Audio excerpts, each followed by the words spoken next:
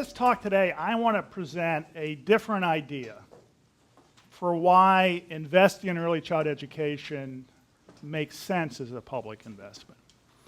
It's a different idea because usually when people talk about early childhood programs, they talk about all the wonderful benefits for participants in terms of, former participants in preschool. They have better K-12 test scores, better adult earnings. Now that's all very important. But what I want to talk about is what preschool does for state economies and for promoting state economic development.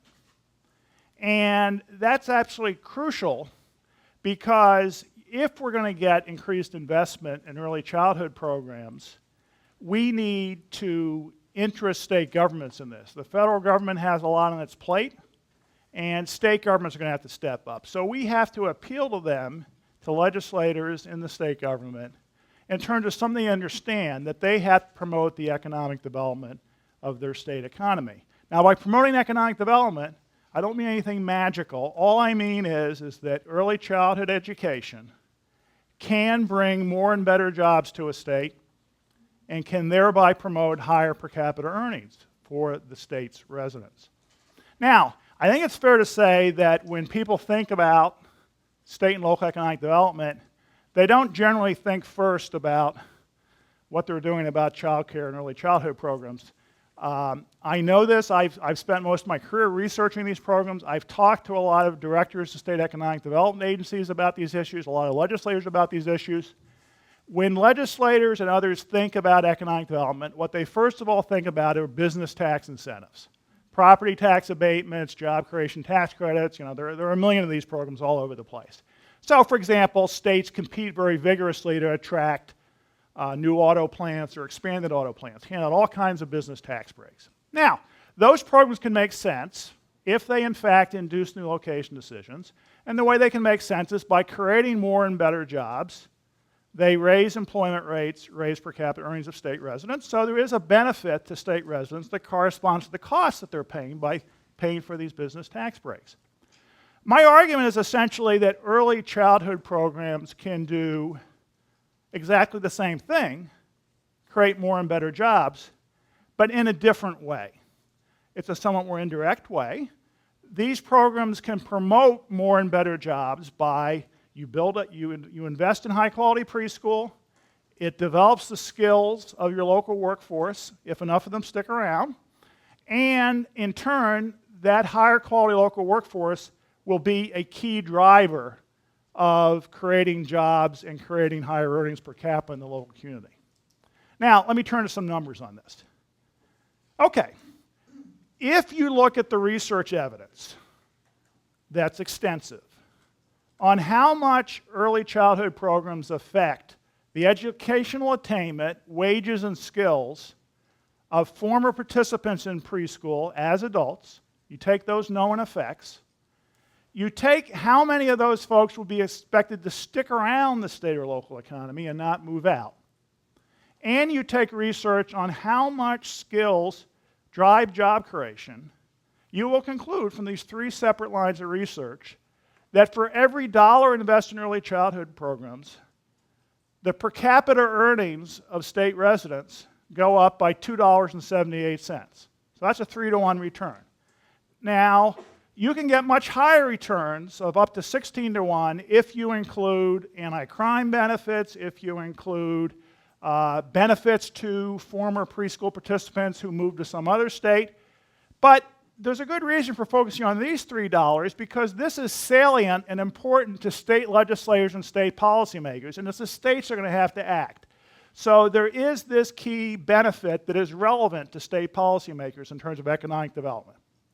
Now, one objection you often hear, or maybe you don't hear it because people are too polite to say it, is, why should I pay more taxes to invest in other people's children?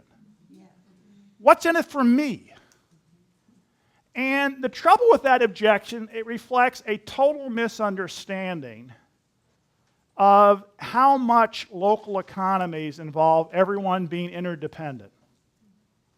Specifically, the interdependency here is that there are huge spillovers of skills. That when other people's children get more skills, that actually increases the prosperity of everyone, including people whose skills don't change. So, for example, numerous research studies have shown if you look at what really drives the growth rate of metropolitan areas, it's not so much low taxes, low cost, low wages. It's the skills of the area. Particularly, the proxy for skills that people use is percentage of college graduates in the area. So when you look, for example, at metropolitan areas such as the Boston area, Minneapolis, St. Paul, Silicon Valley, these areas are not doing well economically because they're low cost. I don't know if you ever tried to buy a house in Silicon Valley. It's not exactly a low-cost proposition. They are growing because they have high levels of skills. So when we invest in other people's children and build up those skills, we increase the overall job growth of a metro area. As another example, if we look at what determines an individual's wages, and we do statistical exploration of that, what determines wages, we know that an individual's wages will depend, in part, on that individual's education. For example, whether or not they have a college degree. One of the very interesting facts is that in addition, we find that even once we hold constant, statistically, the effect of your own education, the education of everyone else in your metropolitan area also affects your wages. So specifically, if you you hold constant your education, you stick in percentage of college graduates in your metro area, you will find that has a significant positive effect on your wages without changing your education at all. In fact, this effect is so strong that when someone gets a college degree, the spillover effects of this on the wages of others in the metropolitan area are actually greater than the direct effects. So if someone gets a college degree, their lifetime earnings go up by a huge amount, over $700,000. There's an effect on everyone else in the metro area of driving up the percentage college graduates in the metro area. And if you add that up, it's a small effect for each person. But if you add that up across all the people in the metro area, you actually get that the increase in wages for everyone else in the metropolitan area adds up to almost $1 million. That's actually greater than the direct benefits of the person choosing to get education. Now, what's going on here? What can explain these huge spillover effects of education? Let's think about it this way. I can be the most skilled person in the world, but if everyone else at my firm lacks skills, my employer is going to find it more difficult to introduce new technology, new production techniques. So as a result, my employer is going to be less productive. They will not be able to afford to pay me as good wages. Even if everyone at my firm has good skills, if the workers at the suppliers to my firm do not have good skills, my firm is going to be less competitive, competing in national and international markets. And again, the firm is less competitive, will not be able to pay as good wages.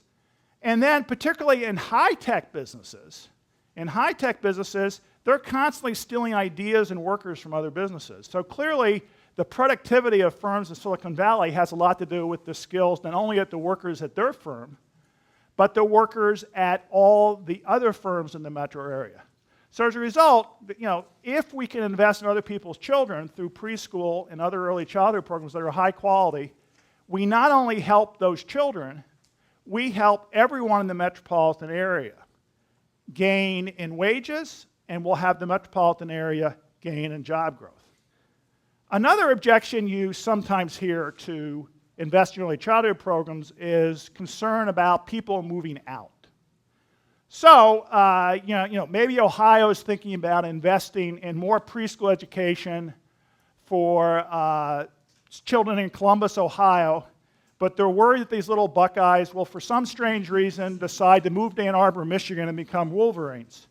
And maybe Michigan will be thinking about investing in preschool in Ann Arbor, Michigan, and be worried these little Wolverines will end up moving to Ohio and becoming Buckeyes. And so they'll both underinvest because everyone's going to move out. Well, the reality is, if you look at the data, Americans aren't as hypermobile as people sometimes assume. The data is that over 60% of Americans spend most of their working careers in the state they were born in, over 60%. That percentage does not vary much from state to state. It doesn't vary much with the state of the state's economy, whether it's depressed or booming.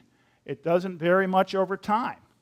So the reality is, if you invest in kids, they will stay, or at least enough of them will stay that it will pay off for your state economy.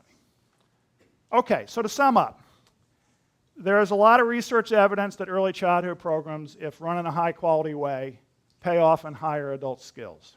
There's a lot of research evidence that those folks will stick around the state economy. And there's a lot of evidence that having more workers with higher skills in your local economy pays off in higher wages and job growth for your local economy. And if you calculate the numbers, for each dollar, we get about $3 back in benefits for the state economy. So, in my opinion, the research evidence is compelling, and the logic of this is compelling. So, what are the barriers to getting it done? Well, one obvious barrier is cost.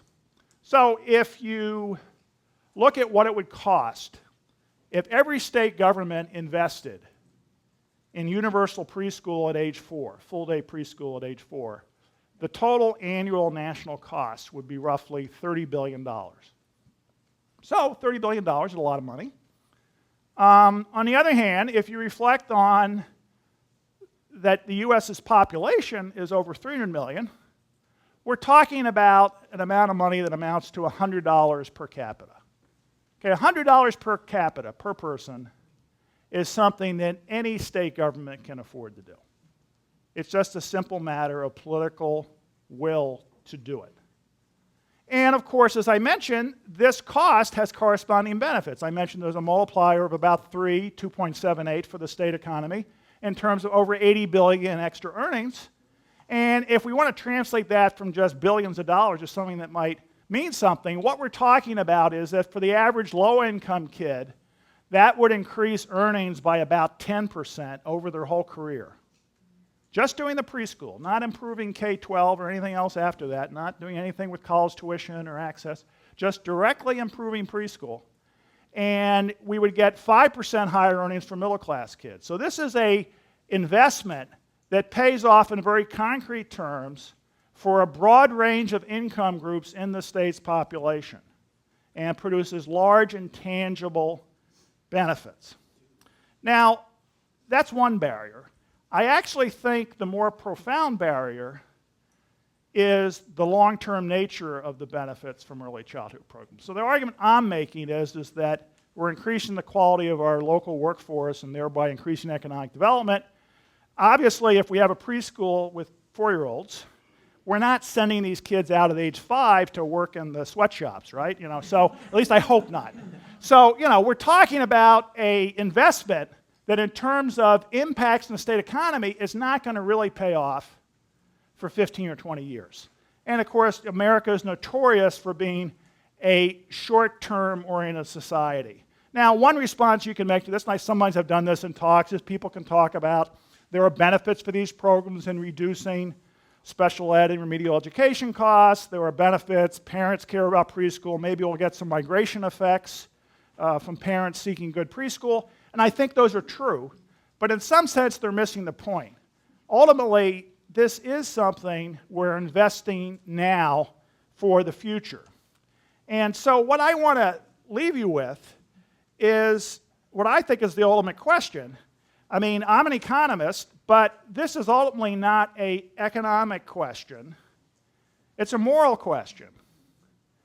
Are we willing, as Americans, are we as a society still capable of making the political choice to sacrifice now by paying more taxes in order to improve the long-term future of not only our kids, but our community? Are we still capable of that as a country? And that's something that each and every citizen and voter needs to ask themselves. Is that something that you are still invested in that you still believe in the notion of investment. That is the notion of investment. You sacrifice now for a return later. So I think the research evidence on the benefits of early childhood programs for the local economy is extremely strong.